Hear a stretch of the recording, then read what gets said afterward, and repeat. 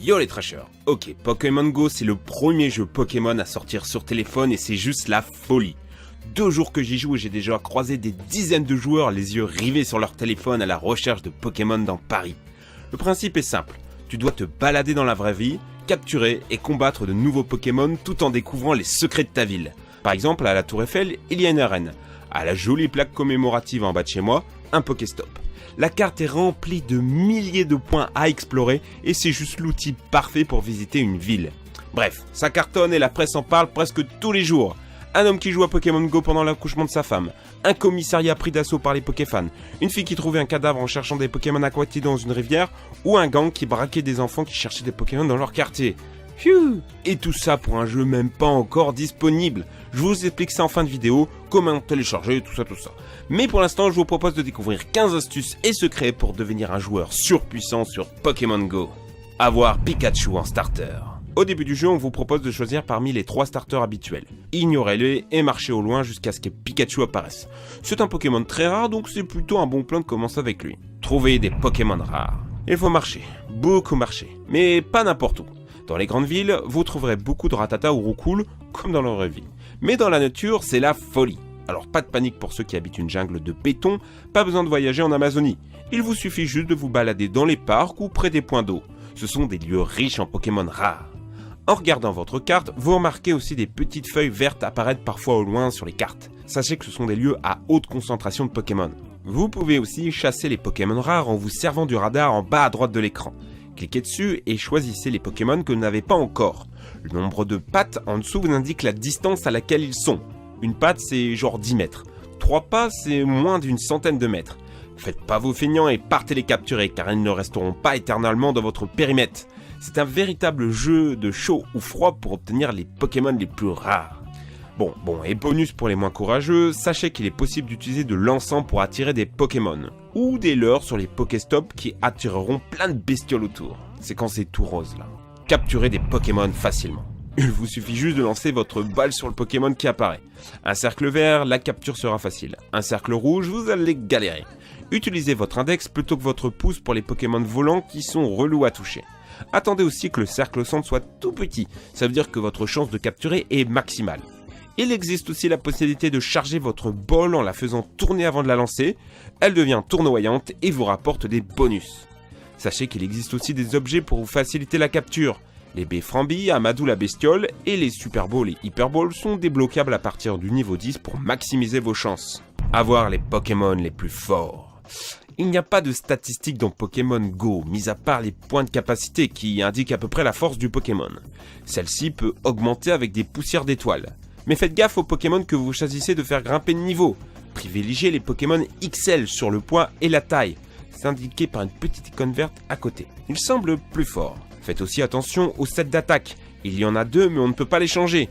Essayez d'avoir des Pokémon avec des attaques fortes et un type qui vous plaît dès le début. Personnellement, j'ai remarqué que la plupart des Pokémon forts des autres joueurs étaient soit Carnage, Nosferapti ou Rattatak. Et c'est normal.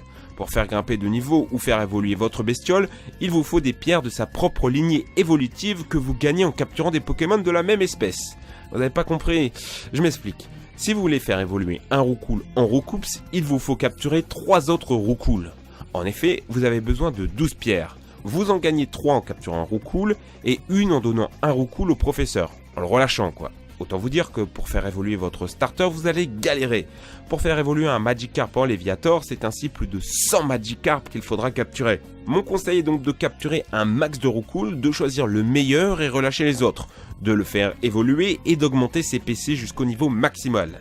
Ainsi, vous gagnerez facilement les arènes et obtiendrez plus de poussière, donc plus d'évolution.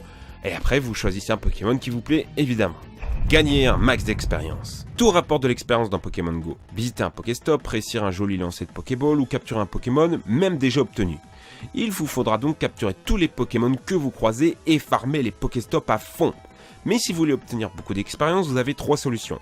Faire évoluer un Pokémon même si vous l'avez déjà, éclore un œuf ou capturer un Pokémon que vous n'aviez jamais vu. Ces 3 choses rapportent le plus d'expérience. Augmenter son niveau de dresseur est plutôt un bon plan. Vous gagnez des objets, vous débloquez des bonus, des capacités et surtout ça vous permet de rencontrer et capturer des Pokémon plus forts. Faire éclore ses œufs plus rapidement. Quand vous obtenez un œuf, allez dans votre menu, choisissez Pokémon, œuf et mettez-le dans un incubateur. Vous en avez un au début, mais vous en gagnez d'autres plus tard dans le jeu, par exemple au niveau 6. Pour les faire éclore, il faut marcher 2 km pour les œufs communs et 10 km pour les œufs rares. Je vous conseille plutôt de faire éclore ces derniers car il y a de sacrées belles bestioles à choper.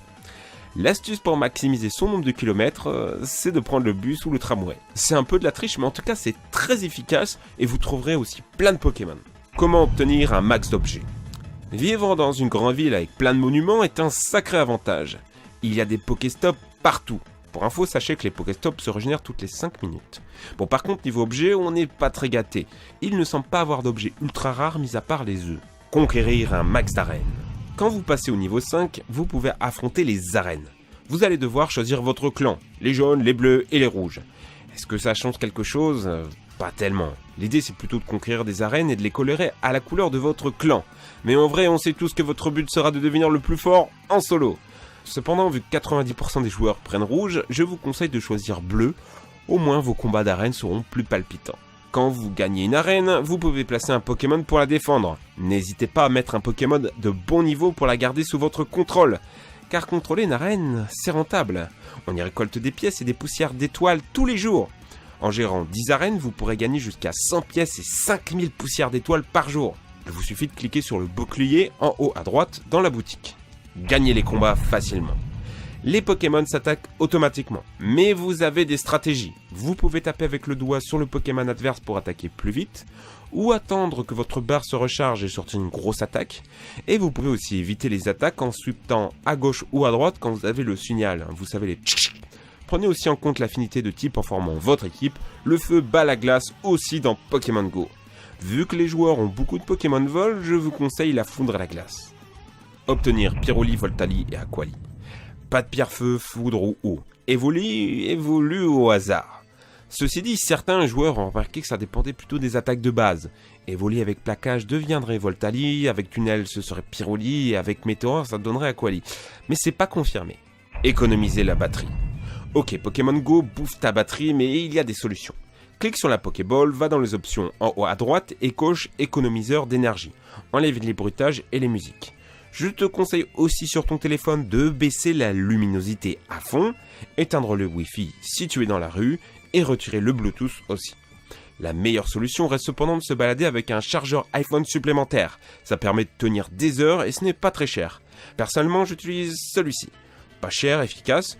Je vous laisse un lien dans la description. Il y a de quoi jouer des heures dans la rue et ça me paraît indispensable. Comment se connecter à tous les coups ? Les serveurs saturent et souvent votre jeu se bloque pendant le chargement. Pas de panique, vous n'êtes pas banni, rien. Relancez juste l'application. Pareil au moment de vous inscrire. Oubliez le club Pokémon, c'est saturé. Préférez la connexion Google. Mais dans ces cas, faites attention à utiliser un compte sans double validation ou un mot de passe trop relou, car on vous le redemandera assez souvent. Comment hacker le jeu ? Des petits malins ont déjà trouvé des techniques pour hacker Pokémon Go. Pas les Pokémon capturés car c'est vérifié depuis leur serveur, mais en simulant le GPS de leur téléphone. Ainsi, ils peuvent se déplacer sur la carte sans marcher. Bon, par contre, on vous le déconseille car si vous faites choper, vous êtes banni à vie.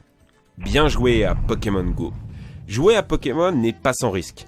Découvrir des cadavres, se faire raqueter, les insolations solaires, les crottes de chiens ou les accidents avec des voitures. C'est le lot et la dure vie d'un joueur de Pokémon Go. Levez les yeux au ciel, pas besoin de rester rivé sur votre téléphone. Une vibration vous avertit quand un Pokémon apparaît. Pour vos parties de chasse, prévoyez de bonnes chaussures, une bouteille d'eau, un bon forfait 4G et une recharge de batterie, ainsi qu'une chaînette de smartphone, histoire de ne pas vous faire voler votre portable à l'arrache. Paris, ville de tous les dangers. Rencontrez d'autres joueurs. Bon, maintenant que vous êtes prêts, je vous invite à rejoindre une communauté de chasseurs de Pokémon. Il y en a plein sur Facebook. Je vous conseille celle de Neocan, le lien est dans la description. Ils organisent d'ailleurs le 14 juillet une rencontre Pokémon Go et j'y serai personnellement pour capturer un max de Pokémon rares et conquérir les arènes. Pensez aussi à passer sur le mini-site Pokémon Go du site Pokémon Trash. On est en train de vous préparer un guide ultra complet qui répondra à toutes vos questions. Comment installer Pokémon Go ? Ok, tout ceci vous a donné envie de vous lancer dans Pokémon Go sur votre iPhone ou Android ? RIP Windows Phone ? Mauvaise nouvelle, il n'est pas encore disponible sur les stores français. La faute au serveur saturé dans le monde. Mais pas de panique, vous pouvez quand même jouer dans votre pays. Allez voir dans la description, j'ai écrit un article sur Pokémon Trash. C'est simple et sécurisé. Bonne installation, bon jeu, racontez-moi vos anecdotes Pokémon Go en commentaire et n'hésitez pas à m'envoyer vos captures d'écran rigolotes de Pokémon Go sur le hashtag Twitter Pokémon Go Wrong. J'ai hâte de lire ça. D'ici là les amis, je retourne dehors. Merci à tous, ciao!